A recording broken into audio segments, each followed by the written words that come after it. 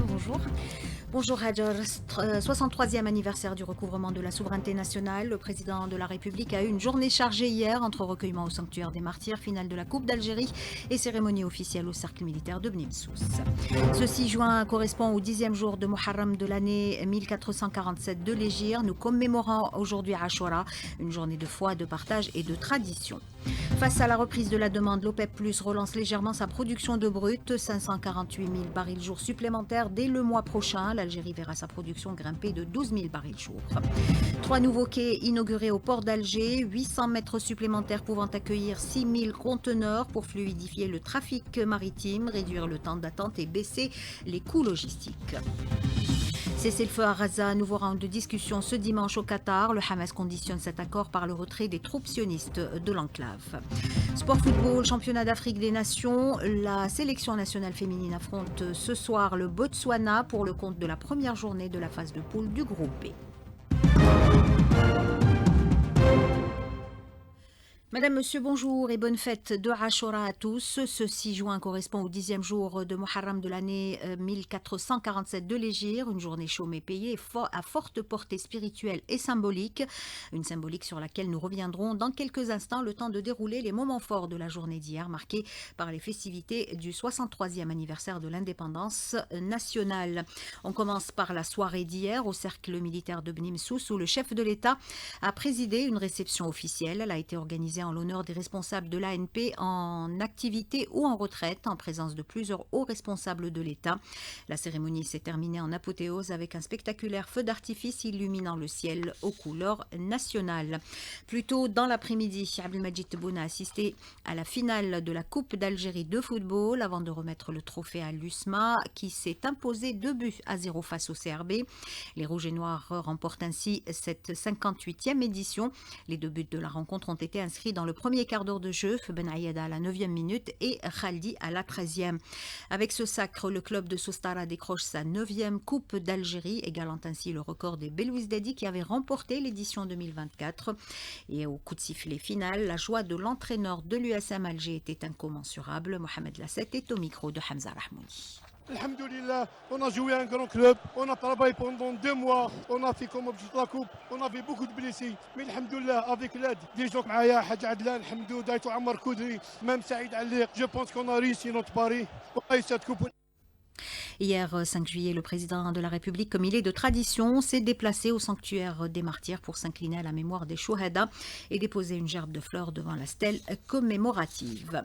Je vous le disais en début de journal, nous sommes le 10 Muharram de l'année 1447 de l'Hégire, l'occasion de se rapprocher de Dieu par le jeûne bénévole, l'aumône et l'entraide. Retour sur la symbolique de Ashura avec Maïssa Smaïl.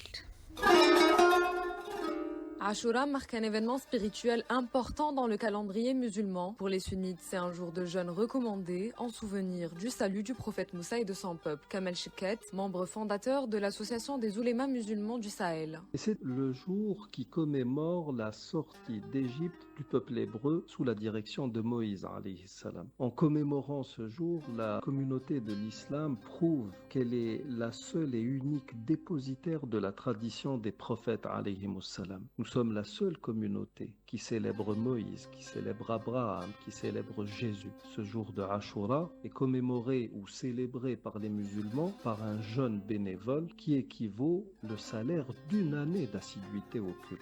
Au-delà de sa forte dimension religieuse, Ashura est aussi une fête populaire ancrée dans les traditions. Généralement, on le fête de la même façon. On jeûne, ma mère nous prépare la alchta, la shirshoucha le soir et elle nous coupe les cheveux pour le fel. On met du henné. Dans plusieurs régions, on prépare des plats traditionnels selon les coutumes locales. Mais Ashura, c'est aussi un moment de solidarité. Exemple avec le professeur Helwan Hassan, maître de conférence à l'université de Tizi Ouzou. Ici, dans la région de Tizi Ouzou, nous avons ce qu'on appelle Timshrat ou Louzia. C'est une façon de faire en sorte que tout le village, toute la communauté, pour un soir, soit servi de la même façon. Nous avons un autre aspect, d'abord un plat particulier qu'on appelle Haddour, et que les enfants vont quémander de maison en maison. Une célébration unique où les traditions ancestrales perpétuent les valeurs de solidarité et de partage du peuple algérien. Et sachez que le nisab de la zakat est fixé cette année à 1 615 000 dinars, calculé sur la base de 20 dinars or, dont le poids a été estimé à 85 grammes. Les comptes CCP de wilaya relevant de l'Office national des Waqf et de la zakat et les caisses de la zakat au niveau des mosquées du pays sont mis à la disposition des citoyens pour assurer la collecte et la distribution de la zakat aux bénéficiaires. Tout autre chose à présent, l'OPEP lâche la pression sur les vannes et décide d'augmenter sa production de brut à 548 000 barils jour dès le mois prochain. L'Algérie verra sa production grimper de 12 000 barils jour. Hakima Kamel.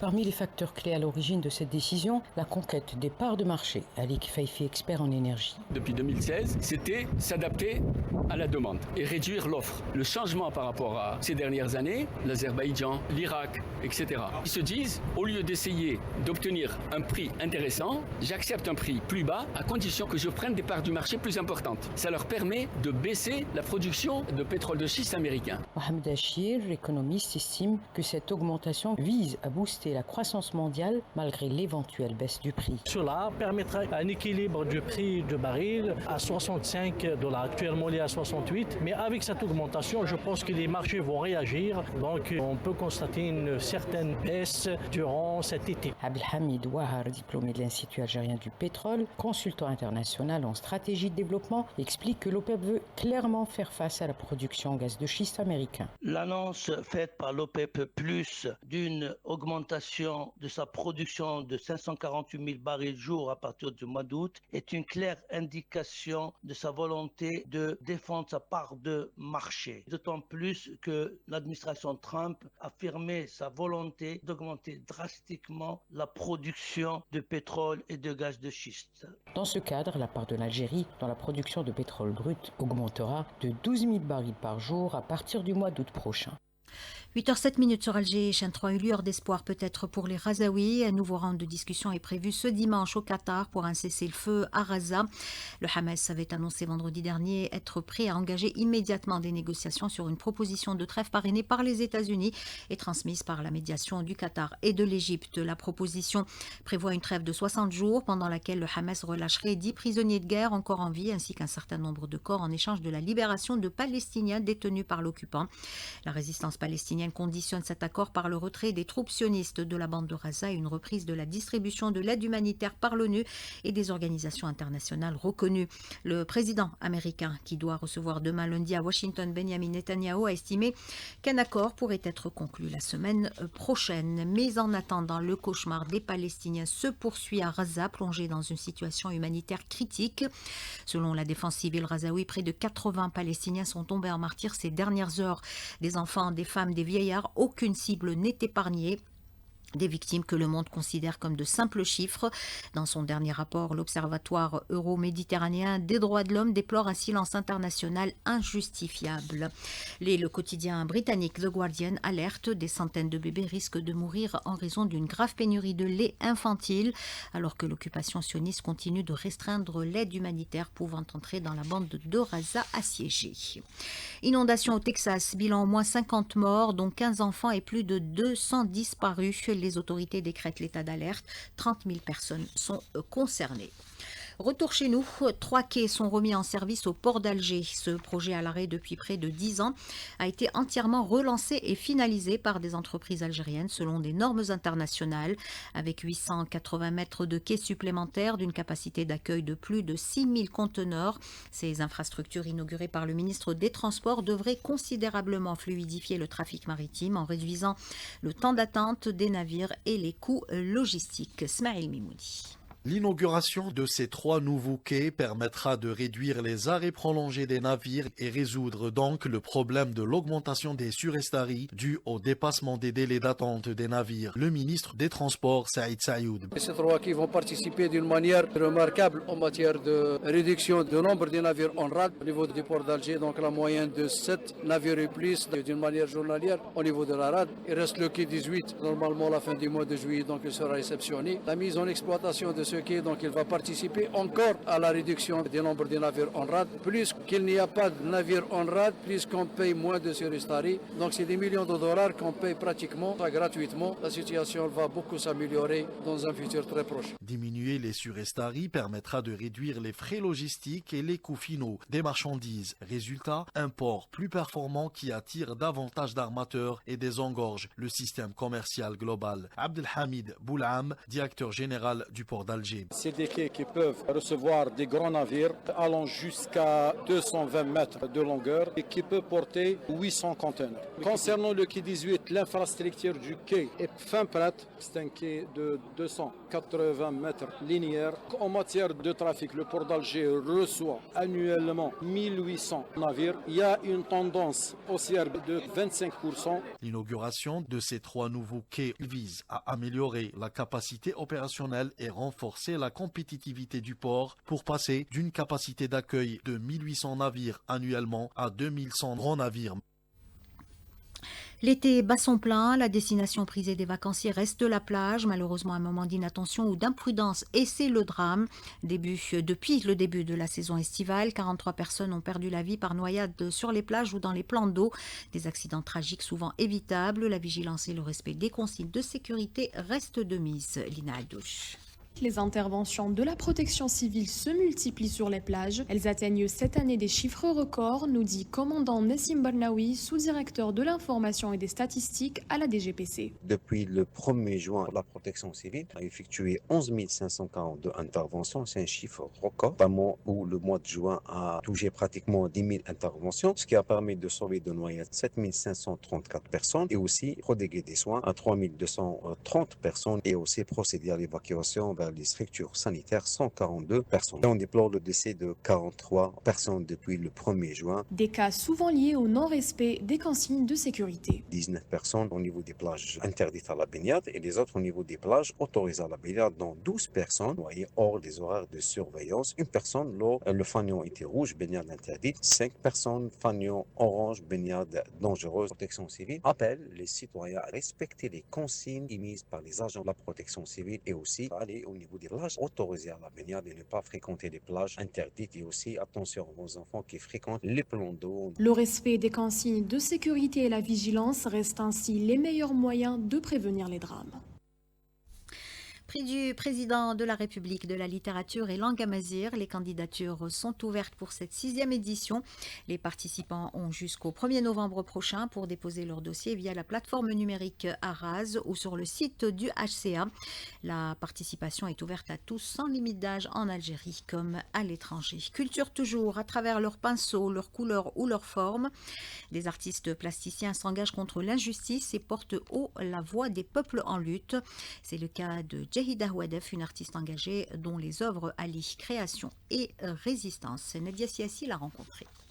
Jahida Houadef est originaire d'Ngaous à Batna, une ville qui l'a inspirée pour la réalisation de ses œuvres reflets de la nature, de la vie sociale et de la joie de vivre. À juste titre, elle nous dit comment est-ce que les arts plastiques sont porteurs de messages pour évoquer le combat des femmes. Les arts visuels ont toujours été un témoin qui traverse le temps, mais aussi un message contre l'oubli. Malheureusement, l'histoire se répète et on le voit de nos jours avec le combat que mènent les Palestiniens. L'homme doit s'armer de sa mémoire et de son histoire pour lutter contre toute forme de violence. Les arts visuels sont justement là pour évoquer les sens, développer l'imaginaire qui aboutit à l'épanouissement de l'être et de son équilibre spirituel. Il y a des histoires de femmes martyrs qui nous ont marqués par leur résistance et leur amour de la patrie et se sont sacrifiés pour que nous vivions notre liberté dans notre pays. J'ai figé avec mes outils et mes médiums des personnages comme celui de Mariam Bouatoura, une martyre de mon village natal Ngaous, tombée au champ d'honneur à Constantine, ainsi que le portrait de la martyre Hassiba Ben Bouali, aussi où son nom est gravé quotidiennement dans la rue, le quartier où j'ai toujours vécu. vu. Et ce qui est mystérieux, c'est leur lutte silencieuse qui paye et qui reste gravée à jamais. Jehid Dahoudov a consacré une grande partie de sa carrière à animer des ateliers pour les enfants, histoire de leur transmettre son savoir et savoir-faire. Quelques-unes de ses œuvres sont actuellement exposées au Musée national des beaux-arts à Alger. Un mot de sport pour terminer, pour parler football, championnat d'Afrique des Nations. La sélection nationale féminine affronte ce soir le Botswana pour le compte de la première journée de la phase de poule du groupe B. Coup d'envoi de la rencontre 20h heure algérienne. 8h15 sur Alger, chaîne 3, c'est la fin de ce journal réalisé par Issa Abdelrahman. Yassine était à la console technique, Hussein à la régie d'antenne. Au streaming, il y avait également un autre Yassine. Et tout de suite, c'est les couleurs du ciel avec Hajar Messoudi.